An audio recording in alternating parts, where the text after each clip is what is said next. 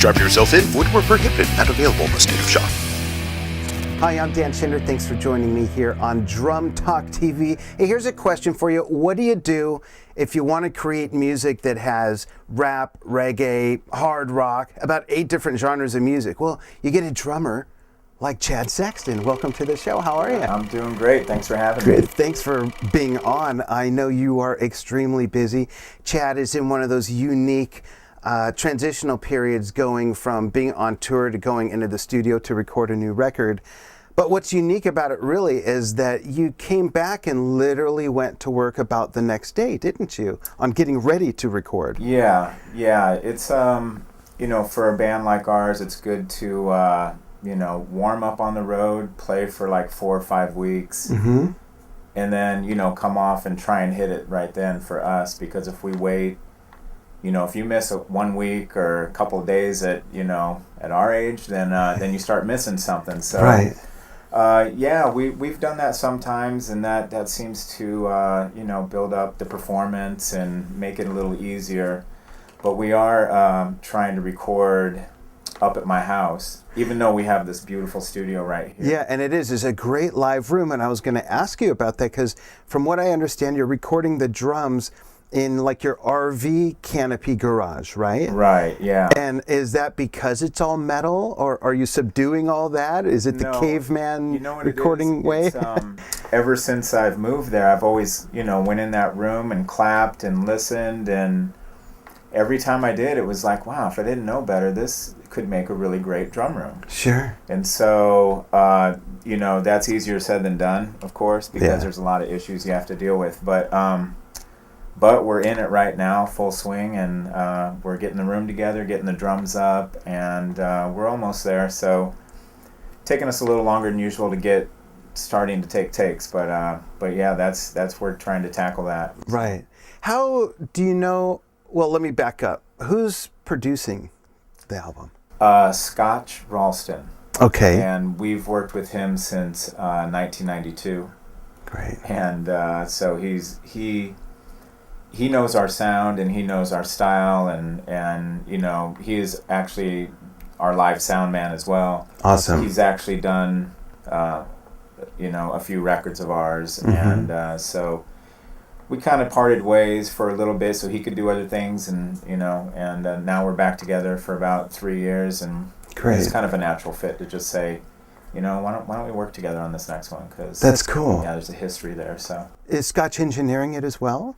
He is. He's engineering and producing, and we have some help doing that with our assistant engineer, GIF. And but yeah, for the most part, we're all kind of hands-on and just doing it together. What was Scotch's reaction when you said? Was it your idea to say, "Hey, I want to record the drums up at my place in my RV barn"? Yeah. Yeah, it was my idea. I told him, and most guys know how much work that is for them. So he was like, yeah, okay, and so I had him come up there a few times. We sussed it out, had him listen to it as well, and he thought it might be a good option, because we've done a few records here in this room. I've done a few records at NRG and at Ocean Studios, and so I had already used these rooms, and I really wanted to try and use something different.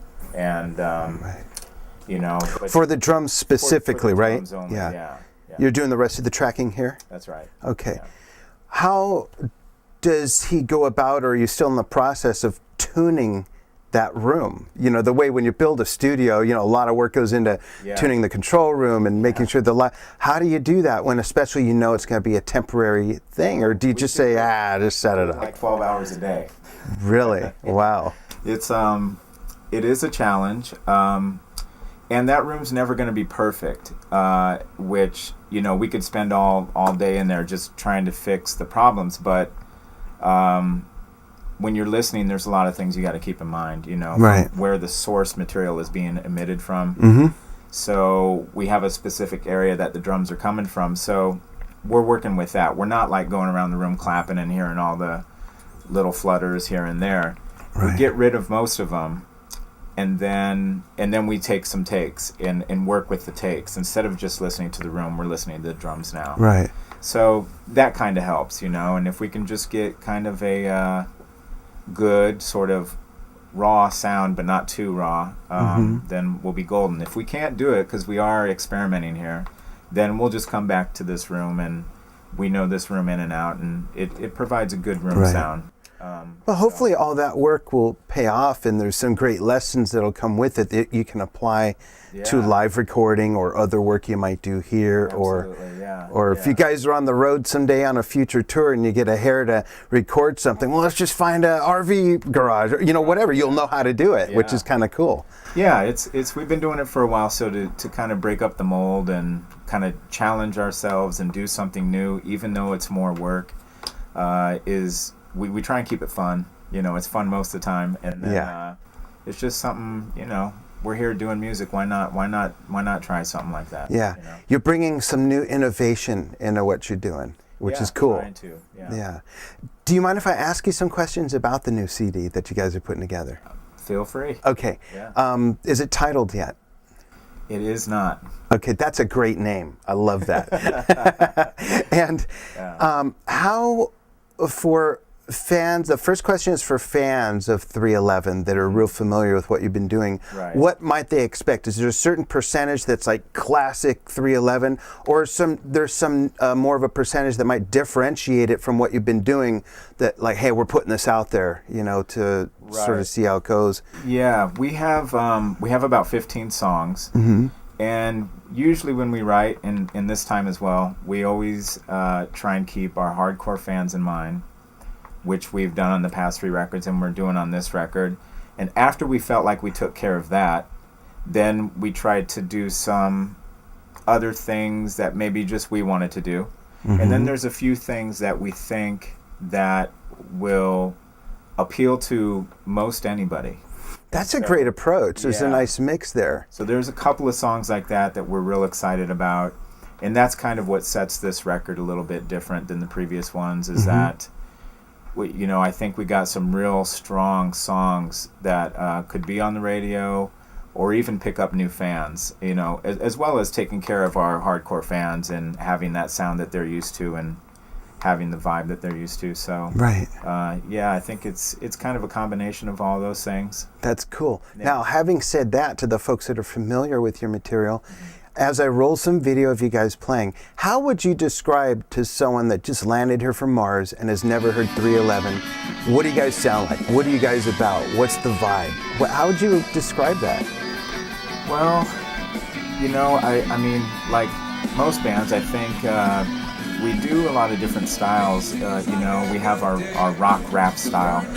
Then we have our rock melody style. Then we have our reggae sort of style that's faster songs as well as like ballad songs, slower tempos. So I mean we go faster, slower, harder, softer, incorporating chord style progressions from other musics like jazz, Oh, cool. Stuff like that. We've always tried to do that just because we're basically fans of music. Right. Luckily, we just didn't come from sort of a metal point of view or something like that. We always just wanted to have a lot of high energy, and so we have that side of us, and then we have more of the melodic, not ballad side, but almost ballad side of us. And so it's a hard to explain, especially in one, if you do one song, it's like, do you do the slower amber song, or do you do the faster rock song? And so but a lot of rock bands have that. They have their ballads and this and that. Sure. Ours just happen to be more reggae based, I guess. Yeah, and I was going to say, you have such an influence, a diverse influence that shows through the music. Is that because you guys all have different interests? You all come from different musical backgrounds, basically? Pretty much, yeah. It's that we do all have musical backgrounds, and we're all fans of music. We all really love music. That's cool. We don't all love the same thing, which is a challenge, but then it also provides us, if you can work with it, a nice, collective sort of, smorgasbord of different styles. And so, sometimes people disagree, but when it works and you... Wait, in a band? yeah. But, when it works, That's cool. it's really it can turn out good. Do you guys turn each other on to other music? Like, has someone came from the band come to you and say, "Hey, Chad, check this out," and it's something you never heard before? And have you done that with the other guys? Yeah, I mean, it's not to say that even if you do that, the other guys will love it. Right. But yeah, absolutely. We show each other music all the time, and what are some? I'm sorry. Go ahead. More so when we're on tour is all I was going to say. Right, because you have more time to do that, right? Yeah. Together and listen to this. Well, I was going to say, what are some extreme examples of perhaps your influences and your musical sensibilities compared to someone that might be completely furthest away from yours in the band? Well, I grew up, on a lot of different music, but like if I were to pick an angle that someone else in the band wouldn't have, it'd be more like Frank Zappa, Mahavishnu Orchestra. And nice. So if you took those two, like there's, like the guitarist Tim loves those bands as well. But to get one of the singers to listen to that's a little too abstract or something for them. Yeah. And they're more, singer-songwriter stuff. Mm-hmm. And but we all do love certain things, all of us the same amount, like Bob Marley, mm-hmm. or when we were younger, we were growing up on rap music, what was coming out at that point, and that really kind of inspired us because we were young and the beats were great, and we wanted to get those beats in rock music and the cross-pollination of the genres. So that's why it's beneficial to have different tastes in music. But yeah, I mean, some of the guys, Tim will be more of like Grateful Dead and Fish, and Nick is more of The Clash and Bob Marley and the Smiths. Oh, wow. S.A. is more of like 10,000 Maniacs and these obscure 60s female funk singers. Wow, and then you mix in Mahavishnu Orchestra and Frank Zappa and... Yeah, it's a wide range. That's really neat. Of music that we all do like, but it's... but yeah, that's what probably goes into making our sound a little bit. Yeah, absolutely. Yeah. Who are some of your influences as far as drummers, and what might a couple be that people might be surprised that they might be your influence? Because you know how it is. You think of a drummer in any band, and you can hear bits in this, and you might know they were influenced by, of course, Bonham or whoever. But then you hear that they were really into someone that just sort of doesn't fit into what their style, what they're known for. How would you run down your list? I think the obvious ones would probably be Dennis Chambers and Neil Peart. Mm-hmm. I grew up on Neil Peart and stuff like that. When I was younger than that, was loving Bonham. But I would have to say that Narada Michael Walden, Billy Cobham, Buddy Rich, of course, is just... Maybe no style has transitioned over to my style, but just such an inspiration and always will be to watch. And there's so many, it's hard to pin a few down, but it's the greats of the 80s as well. Like Steve Gadd, and, Terry, and Chad Wackerman, just a lot of different guys in the 80s, but I guess the most obvious one is probably Neil Peart and like Dennis Chambers. Yeah, you mentioned Chad Wackerman. Yeah. And I recently, a week or two ago, watched what I believe, it was Frank's last tour.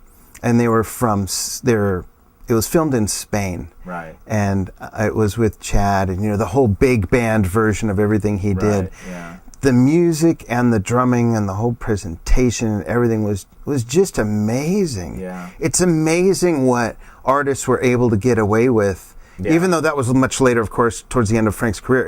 It's amazing what musicians were able to get away with in the 70s and, all of that. Real esoteric stuff that was very artful. And you talk about bringing in different influences. A lot of the influences didn't even have anything to do with music. Some of them might have been like reading prose or, stuff like that, really interesting. And Chad was just phenomenal. And I believe he was only about 26 or 28 in the video, I think. Wow. He was really young. Yeah. Yeah. Well, such a great influence. And, drummers can use other musicians as inspiration as well. Like Jaco Pastorius, I would have to say, is a huge influence on me as well. I don't know how he changes my playing, but just listening to him play, and his albums and stuff like that with Weather Report and then in his solo career. But But yeah, it's being obscure back then. I think maybe it was because YouTube wasn't around or this or that. People actually had to go out and see that stuff if they wanted. But you're right; it would pull such a big crowd. Yeah. Back in the day, it's too bad that it's less now. Yeah, well, maybe, everything happens in cycles. Maybe we can bring that back. It does, yeah. I would hope so. Yeah. Now, you mentioned YouTube and going out to see bands. What are some of the ways you work on your drumming? Like, do you set up in the live room here and play by yourself a lot? Do you study by watching other drummers on YouTube or go out to a lot of shows? What's your method of study or combinations of? My method is more of a natural method. And I'm not the type of guy that sheds. Mm-hmm. I'm not the type of guy to come down here and just play for an hour or 2 hours by myself. Maybe I should do that, and I'm not saying that that's the right way to do it. I'm just saying what I do. And what I do is I take a break from drums. Mm-hmm. I get away from them, and when I approach them, when I come back to them, it's like a really fresh start again. Mm-hmm. And it's like, the downside is your chops are a little bit down, but the mental part of what I'm doing is fresh and that's where the reset is. That's where the reset is. This always comes back. It will come back. It'll come back. Always comes back. Maybe one day I think, well, maybe one day this won't come back, and that's just life. That's but I think I have a few years for that. Yeah, and maybe it won't be back, Chad. It'll just be different. Yeah, your playing will just be different. That's all. Yeah, yeah, and so I kind of take a break. And, I usually don't even have a drum set up at my house. Mm-hmm.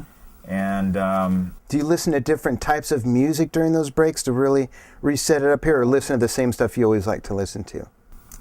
Yeah, no, it's never across the board. Like right now I'm listening to Boards of Canada, who's an electronica group, and put out their record. And really I'm just listening to it for a mental state, not really being like, oh, those drums are really cool, I gotta do something like that. So, but it's like I said, maybe it's not the right way to do it, but it just gives me a fresh perspective, and I just try and come from a natural point of view. And something that really does help is watching other drummers, even if I can't apply it right then. If I watch a clinic or something, then I'll just take it in, and then all of a sudden I'll be playing a month later and be like, wait, what did I just, really? That's from me watching that guy? Wow, that's amazing. So that's cool. It's just like a smorgasbord again. You just take it in, and if there's something I really love, I'll play it over and over and over, and just so it's an influence in me. It influences me in some way.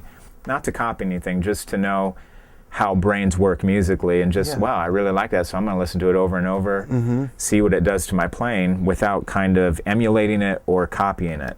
Yeah, it's just an influence. And two things on a few things you said there. One is, there is no right way or wrong way. So you're not, it's what works for you, and I think it's good to try these different methods. When you talk about other musicians that are not drummers influencing us as drummers, like Jocko, and in my case, Keith Emerson is just one of my favorite musicians in the world. And I think I think when we admire other musicians that play different instruments, I think that it helps mold our approach at how we look at music and feel it. Maybe you're hearing the drums in a different way when you're listening to Jocko's music, because you're not focusing on the drums. Right. You're focusing on what he's doing and his composition. Yeah. That's how I think it's affected me. Yeah. But again, there's no right way or wrong way. You just got to find your way through what works for you. And if you've been playing drums 3 or 5 years, you've got a long journey ahead of you to figure that out. Yeah. How long have you been playing? I haven't counted. I've started taking lessons a long time ago. And, I've definitely been playing over 30 years. Right. Professionally, I've been playing over 20 years. Yeah. So let's say 30 plus years. Yeah. Do you do things now in your approach and your method of study that you didn't do 5 years, let alone 15 years ago?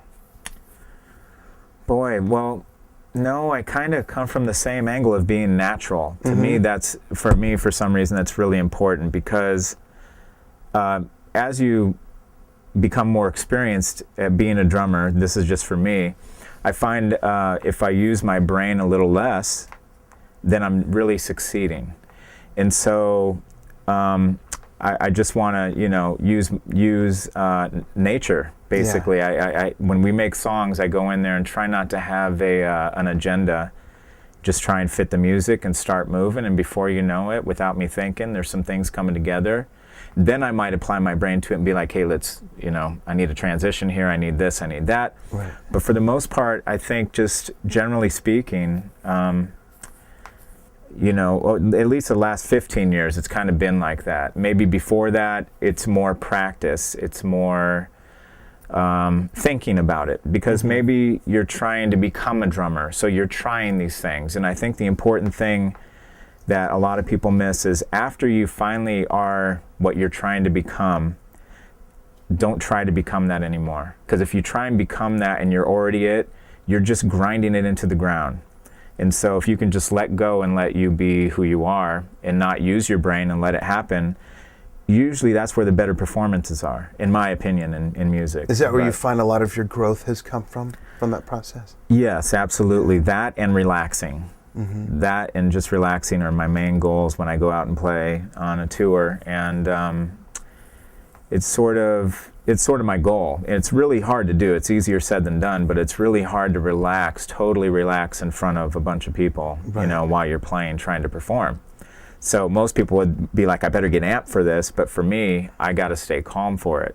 So I have enough energy to play it. And but yeah, I don't, that's after 20 years of me playing in 311, and that's where I'm at now. If I go on tour and I really try and do something, I'm like, I'm going to nail this, or any of those thoughts come into me, I'm not nailing it. Yeah, you're too rigid. I'm too mentally too rigid. And physically, probably, absolutely, too rigid, and so that's why I say I got to take my brain out of the equation. I gotta say, you're opening a lot of doors for drummers' jokes when you say that.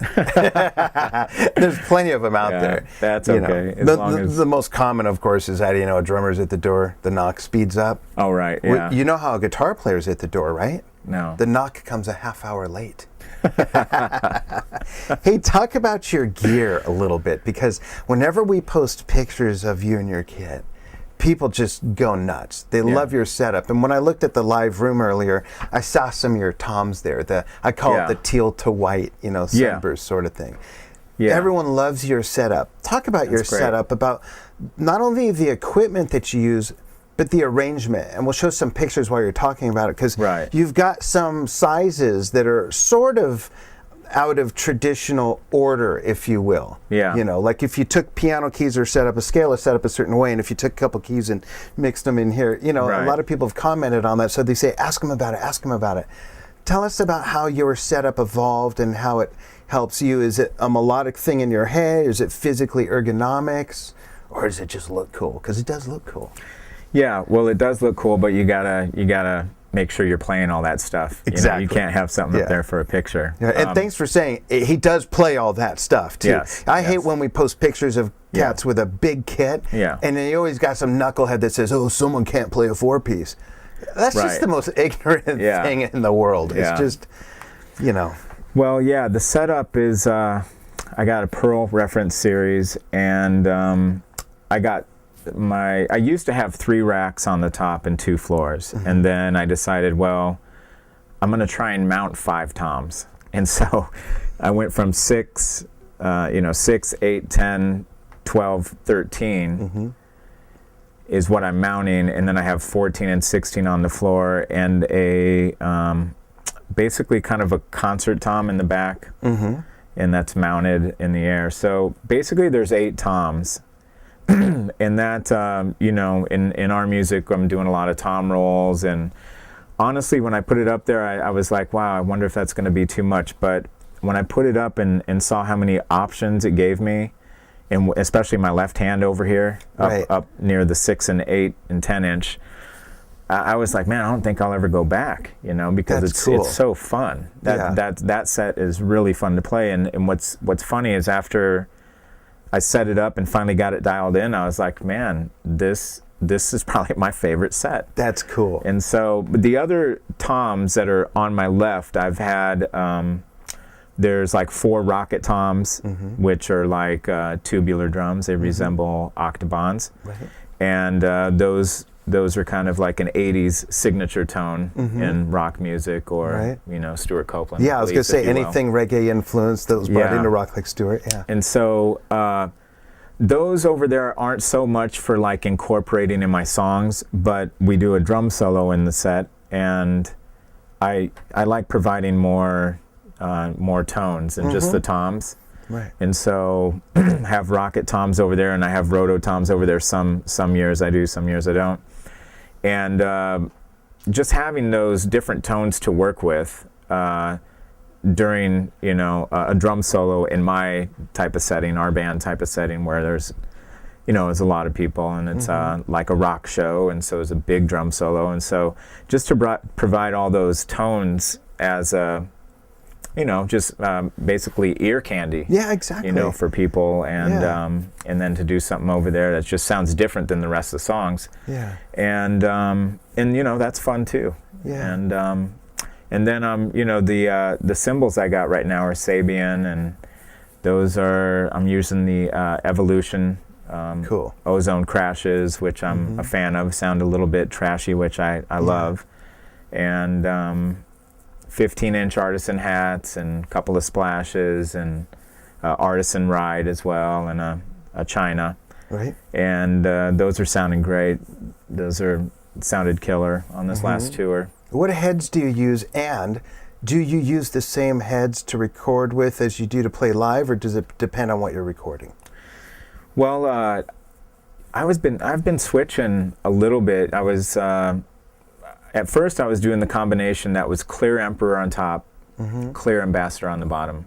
On all the toms? On all the toms, and that was sounding pretty good. And then I was using coated on the top, some Ambassador coated on the top. And then 2 years ago I switched to smooth white on the top, which is, you know, it's more like, for people that don't know, more of like a timbali type of drum head. Right. So I put those on there, and just for our music, when there's a lot of bass and there's a lot of guitars and this and that, the attack coming from those things was just great. Does it pop through more? Yeah, I could get it on top of that stuff and, That's cool. and make it happen.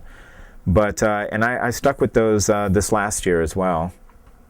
And as far as recording, I kind of just roll into recording with the heads I have on there, and we'll listen back, and you know, maybe for recording it ain't gonna cut it, but it's a trial and error sort of thing. And so we just kind of listen and then go from there. Again, kind of a natural sort of progression. You know, I go in there with what I know sounds good on the road, and we do it, and maybe we want to change it, and we'll change it if we want to. Yeah. And how about your snare? The snare right now, I'm using a free floater, 14-inch. It's a 5 by 14-inch, and using a coated Ambassador on top, and on the bottom they're regular bottom head, and lately I was trying these 42 strand snares for this last tour, and people were kind of liking that. People were saying it was sounding great, and so that's what I have on there now. So it Did you like it? Did you notice a difference? What were you using before? 30s or? I think 22s? It was just the regulars. Like I think those are 12s. Yeah. Right. And so and it sounded great there too. And then and it's not as big as you would think it would be, but it sounded good. It sounded good, so I just stuck with it. Cool. So let me ask you this. This is the Chad Sexton Fun Fact segment of the show. Okay. Obviously, touring, writing with the band, and recording takes up a lot of your time. Yes. What do you do when you're not doing anything having to do with music? What do you do? Well, I don't really do anything. I garden. Cool. I do normal things, and just take care of the house or build speaker stands if I have to, or do some ironing. No, I don't do any ironing. but yeah, I mean, we in my free time this earlier in the year, I built a greenhouse and a garden with a fence and all this stuff, and that it took a couple months. Let me ask you something about the greenhouse, because I have this spot I've been wanting to build one, and I can't decide if I want to just buy the one where it just comes and you just slap it together, or from scratch. How did you do yours? Did you do yours from scratch with fabric, or did you use plastic? Or No, I bought one. I purchased one, but it's a little more difficult than slapping it together. Okay. It'll take you a second, and but I did that because the plastic that they're using is a special type of plastic that'll hold up. The sun won't make it brittle or anything. Yeah, I took a huge boulder and threw it at it, and it just Really? just bounced right Oh, off. wow. Was it made out of Lexan or something? No, I can't remember what they call it. But anyway, that's, there were so many steps I didn't want to figure out and have to go through the trial and error of doing that. So I just bought that, and I had seen it at a guy's house in working order, and it looked really good to me. And so we got a watering system in there and all these shelves and this and that. That's cool. So yeah, I'm just my off time, I just try and better my life, try and eat better, and good. Can you say on the show what you grow in the greenhouse? Oh yeah, okay. It's tomatoes and cucumbers and strawberries and lettuce and celery and then herbs like basil and cilantro. Now let me ask you this: the show's going in kind of a different direction, but who knows? You might learn something. You will learn something. We talked about where you live, and we talked about that I lived not far from there for like 15 years. Right. I was amazed how I was able to grow, and I didn't have a greenhouse at this home.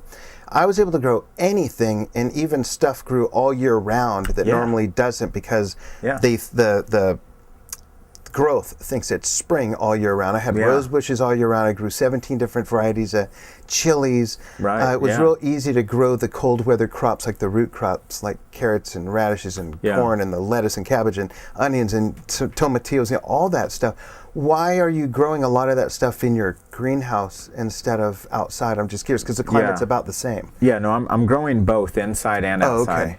The reason for growing inside is because it's a mechanism that provides, we're able to tie up our plants. Mm-hmm. So with the tomato plants, if you take care of them the right way, and you trim them the right way, you can make those things grow to like 11 levels of bearing tomatoes. Fruit. Yeah, bearing fruit. Yeah. And so I didn't know if I believed that at first, but yeah, it's totally true, because we did it and it kept growing and kept growing. It went all the way to the top of the thing, and we had at least 10 levels. Wow. With each stem having like 8 to 10 tomatoes. That's cool. Because that's the other trick, is like most will bud, and they'll bud from like 13 to 15 buds, but you want to keep it from 8 to 10, and the energy will go in the plant for the next one, and you just keep them to 8 or 10, and then you keep trimming off what they call suckers. There's suckers that will come off. You trim those off. Then you have to support the plant, and that's one of the things, is the greenhouse. The structure, it does that. Gives you that, and you can take it all the way up, and so the production is a little more. That's cool. And so, but outside we grow tomatoes and green peppers and everything outside, carrots as well. Right. Yeah. But we just wanted to have full production, because any tomatoes we had left over, we were going to can. Right. Well, I was going to say, bonus last question. Yeah. Do you ever pile all this into a cart and wheel it down the driveway to the road, set up an umbrella, and put up a vegetable stand? Because there's a lot of those out there where you live too. No, there is. Yeah. No, we don't do that. We're we're into canning the extras and saving it for a rainy day. Good. Yeah. Good. Great. Well, Chad, thanks so much for coming on Drum Talk. Thanks for having me. Anytime. You're welcome to come back anytime. Thank you. You're welcome to, anytime you're in Vegas, come over for dinner, help me put together a greenhouse. Sure. We'll party. It'll be great. All right. Awesome. Cool. Everybody, thank you so much for joining myself, Dan Schinder, here with Chad Sexton from 311 on the onset of working on a brand new CD. Keep you up to date with that, and watch for more episodes with great artists like Chad here on Drum Talk TV. Thanks for watching. See you soon.